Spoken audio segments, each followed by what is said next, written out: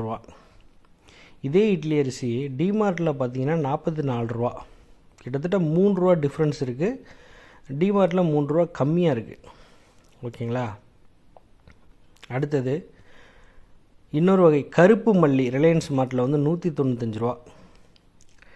கருப்பு மல்லி 195, வெள்ளை மல்லி 140 ரூபா ரிலையன்ஸ் மார்ட்டில். சரிங்களா, 1 கிலோ.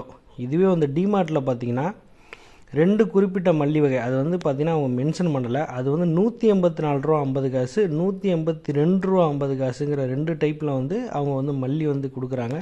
எனக்கு தெரிஞ்சு கருப்பு மல்லியை தான் அவங்க அந்த ரேட்டில் கொடுப்பாங்கன்னு நினைக்கிறேன். கிட்டத்தட்ட ஒரு 10 ரூபா டிஃப்ரென்ஸ் இருக்குது இதில்.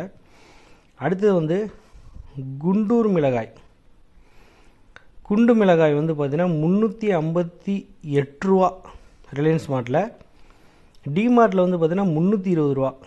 கிட்டத்தட்ட ஒரு 30 ரூபா டிஃப்ரென்ஸ் இருக்குது.